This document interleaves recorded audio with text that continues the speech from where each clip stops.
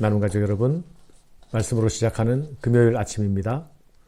오늘 말씀 잠언 29장에도 역시 의인과 악인의 대비가 나타나고 지혜로운 자와 미련한 자의 대비가 나타납니다.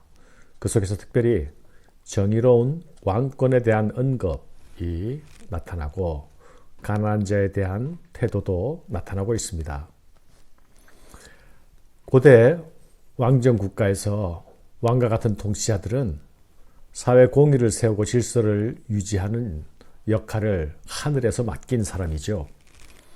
이런 역할을 맡은 자가 의인이고 지혜로운 자일 때에 백성들은 기뻐하게 됩니다. 반대로 악한 통치자 아래서 백성들은 억압과 탄식과 눈물과 고통 속에 있을 수밖에 없게 되지요. 의로운 왕은 백성들의 억울함을 풀어주며 정의를 실현하고 스스로를 지킬 수 없는 가난한 자 약자를 배려하고 돌보아줌으로써 사회의 기울어진 운동장을 평탄케 합니다.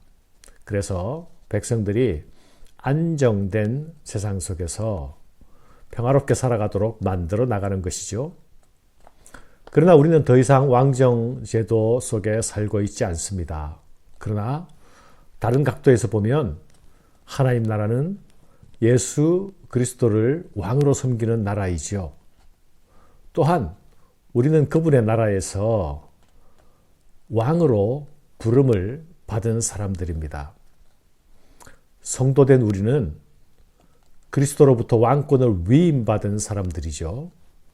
이런 관점에서 오늘 잠언을 묵상할 수 있으면 좋겠습니다. 오늘 첫 말씀, 첫 절은 책망에 대한 말씀으로 시작됩니다. 자주 책망을 받으면서도 목이 곧은 사람은 갑자기 패망을 당하고 피하지 못하리라. 책망은 왕이나 백성이나 구별 없이 모든 인생에게 필요합니다. 왜냐하면 우리 인생들은 의인으로 태어나지 않기 때문이죠. 우리는 하나님 앞에서 그리스도 안에서 의인으로 빚어져 가고 다듬어져 가는 사람들입니다. 이 과정에서 책망은 장인의 조각칼이 되기도 하고 석공의 정이 될 수도 있습니다.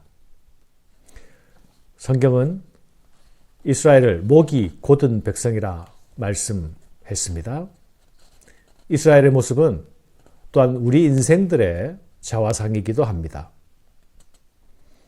사람에게 듣는 책망도 있지만 하나님께로부터 듣는 또 들어야 하는 책망도 있습니다. 성경은 교훈과 책망과 바르게 함과 의로 교육하기에 유익한 책이라 말씀했습니다. 잠언의 말씀도 예외가 될 수 없습니다. 잠언 묵상이 2달 가까이 이어져 오고 있지 않습니까? 비슷한 말씀, 유사한 말씀의 반복이 우리를 긴장시키기보다 오히려 점점 무감각해지게 만드는 것은 아닌지 우리가 다시 돌아보아야 할 시점입니다.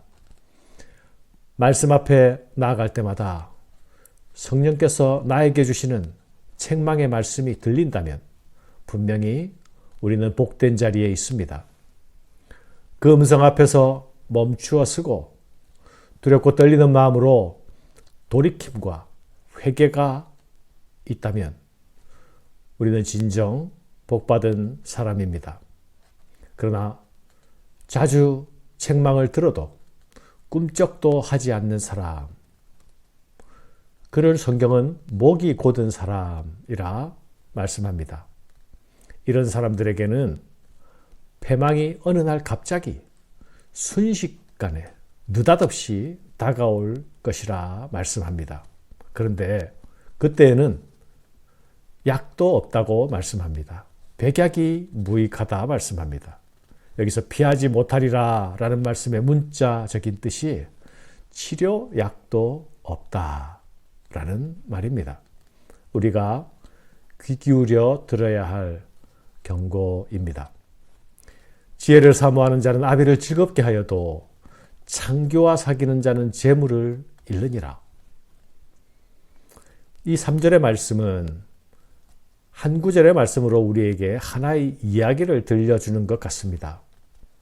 이야기의 겉모양의 그림은 아비가 아들에게 들려주는 이야기입니다. 아들아, 매춘부를 가까이 하지 말아라 하는 이야기입니다. 그런데 조금 더 자세히 들여다보면 여기에 두 아들이 있습니다. 아비를 즐겁게 하는 아들이 있는가 하면 아비를 근심케 하는 아들이 있습니다. 지혜를 사모하는 아들이 있는가 하면 창기와 사귀는 아들이 있습니다. 지혜로 아비의 마음을 얻는 아들이 있는가 하면 미련하여 아비가 준 재물도 잃어버리는 아들이 있습니다.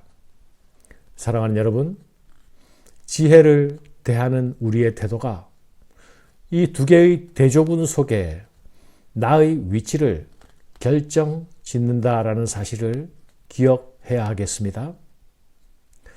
내가 이랬으면 좋겠다. 나는 이쪽에 있으면 좋겠다라는 나의 소원이 아니라 말씀을 듣는 나의 경청과 말씀 앞에 나의 순종이 내 자리를, 내 위치를 결정 지을 것입니다. 예수님은 하나님과 자기 백성 사이의 긴 이야기를 탕자의 비유라는 하나의 이야기 속에 녹아내셨습니다. 탕자의 귀환을 기다리시는 그 아버지는 또한 아들에게 이야기를 들려주시는 아버지이기도 합니다. 우리는 아버지가 들려주시는 그 이야기를 오늘도 말씀을 통해 듣습니다. 우리의 들음이 한 귀로 듣고 다른 귀로 흘리는 그런 들음이 아니라 우리의 들음이 이야기를 들려주는 아비를 즐겁게 하는 그런 들음이어야 하겠습니다. 통치자와 가난한 자에 대한 말씀이 이어집니다. 왕은 정의로 나라를 견고케 하나 뇌물을 억지로 내게 하는 자는 나라를 멸망시키느니라. 의인은 가난한 자의 사정을 알아주나 악인은 알아줄 지식이 없느니라. 왕이 가난한 자를 성실히 신원하면 그의 왕위가 영원히 견고하리라. 지혜로운 자는 뇌물로 사람을 판단하지 않습니다. 가진 것으로도 판단하지 않습니다. 지혜로운 자는 가난한 자의 사정을 살핍니다. 힘없는 자의 억울함을 신원합니다. 이런 왕이 다스리는 나라에는 억울함이 없을 것입니다. 이런 왕이 다스리는 나라에는 반칙과 특권도 없을 것이 아닙니까? 견고한 나라, 건강한 나라가 진정 어떤 나라입니까? 힘없는 자, 약한 자, 가난한 자가 어떤 대우, 어떤 보호를 받고 있는가, 그것이 척도가 되는 것이 아닙니까? 이것이 성경이 일관되게 그리스도인들을 향해서 낮은 곳을 향해 눈을 돌리라 하는 이유입니다. 우리 스스로가 나 자신을 내가 언제나 보호받아야 할 대상으로, 나를 언제나 가난한 자로 여긴다면 말씀이 나에게 요구하는 모든 요구들이, 그 화살들이 나를 모두 비껴가게 될 것입니다. 우리 스스로 왕 같은 제사장임을 인식하고 내가 필요한 곳, 내가 할 수 있는 일, 그것이 무엇인지, 거기가 어딘지 살피고 생각하고 행동할 수 있어야 하겠습니다. 분노와 다툼에 대한 말씀이 또다시 나타납니다. 거만한 자는 성읍을 요란하게 하여도 슬기로운 자는 노를 그치게 하느니라. 지혜로운 자와 미련한 자가 다투면 지혜로운 자가 노하든지 웃든지 그 다툼은 거침이 없느니라. 피 흘리기를 좋아하는 자는 온전한 자를 미워하고 정직한 자의 생명을 찾느니라. 어리석은 자는 자기의 노를 다 드러내어도 지혜로운 자는 그것을 억제하느니라. 거만한 자가 성읍을 요란하게 한다 말씀하지요. 나는 혹시 요란하게 하는 사람입니까? 아니면 평온케 하고 잠잠하게 하는 사람입니까? 혹시 최근에 나로 인하여 일어난 갈등은 없었습니까? 있었다면 혹시 그것은 나의 절제되지 않은 분노로 인함은 아니었습니까? 신중하지 못한 분노, 섣부른 분노는, 성급한 분노는 교만의 또 다른 얼굴입니다. 내가 기준이 되고 내가 옳음이 되면 분노를 피할 길이 없습니다. 우리는 나의 분노를 숨기고 정당성과 합리적으로 그럴듯하게 포장하여 말할 수 있는 기술도 있습니다. 그러나 그렇게 감추어진 분노는 평화를 만들어내는 일에는 역시 무능하기는 매한가지임을 기억해야 할 것입니다. 내 가정, 내 교회, 내 직장에서 나는 분노의 사람이 아니라 샬롬의 사람, 평화를 만들어내는 사람이어야 하겠습니다. 그것이 지혜로운 사람의 모습입니다. 가난한 자와 포악한 자가 섞여 살거니와 여호와께서는 그 모두의 눈에 빛을 주시느니라.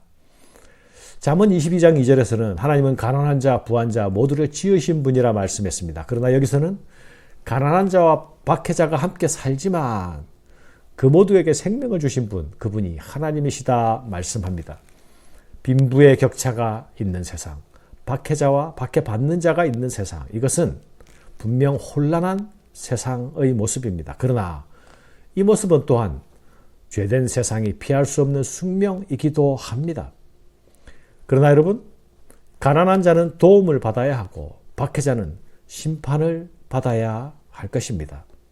그러나 여러분, 심판자는 사람이 아니라 오직 하나님이심을 기억해야 할 것입니다.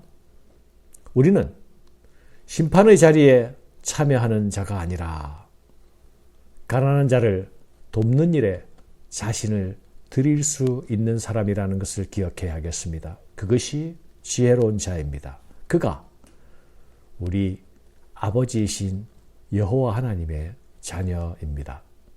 감사합니다.